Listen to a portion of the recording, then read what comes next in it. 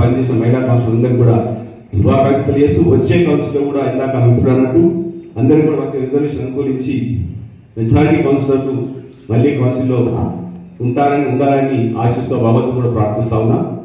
ముఖ్యంగా తెలుసు MPTC, MPP, ZPTC, MLA మన సందర్భం కుటుంబంతో మనం కౌన్సిల్ కూడా పోయి ఉంటాం.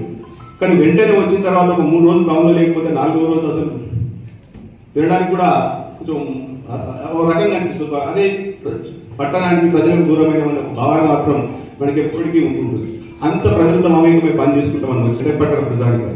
ముఖ్యంగా నన్ను వరుసగా 4 సార్లు మా శ్రీమతి గారిని కూడా వరుసగా 2 సార్లు గెలిపించినటువంటి మా వార్డు ప్రజలకు శిరస్సు వచ్చి బాధాపడడం తెలియస్తా ఉన్నా.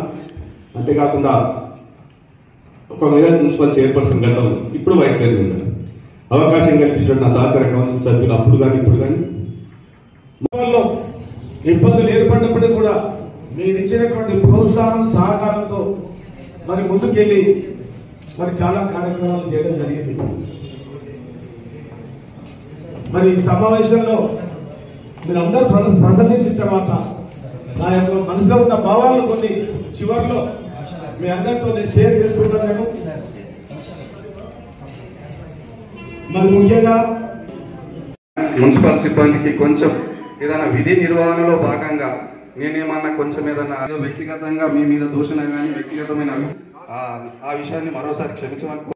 మరి సమయం ఎక్కువ లేదు కాబట్టి అందరూ మాట్లాడుతుంది కాబట్టి ఎజెండా అంశం తీసుకున్నప్పుడు ఎవరికైనా దానిలో ఏమైనా అభిప్రాయాలు ఉంటే ఏమైనా అభ్యంతరాలు తమ తెలియజేస్తే ఆల్ స్టాఫ్ మున్సిపల్గా ఉన్న ప్రతి ఒక్క స్టాఫ్కి, స్పెషల్లీ శానిటేషన్ స్టాఫ్కి, ప్రెస్ అండ్ ఎలక్ట్రానిక్ మీడియా అందరికీ, మా పెద్ద అన్నలకి అక్కలకి అందరికీ నిజంగా నేను శిరస్సు నమస్కరించుకుంటున్నాను. ఇక ముందు కరోనాలో ఫస్ట్ మనం గెలిచింది 27 నాడు, 28 నాడు మనం ప్రమాణ స్వీకారం చేసుకున్నాం. ఫిబ్రవరి 21 అంటే జస్ట్ నెక్స్ట్ మంత్ అన్నగారు ఈ సమావేశంలో మనం ఈ 5 సంవత్సరాలు బాధలేంటి కష్టాలేంటి ఒకసారి అందరూ నెమరు వేసుకోవాలని ఈ సమావేశాన్ని పెట్టిండు. వాస్తవానికి చెప్పాలంటే చాలా బాధాకరమైనది. నాకు తెలిసి చరిత్రలో ఈ కమిటీకి లేనటువంటి సమస్య మనకు వచ్చింది.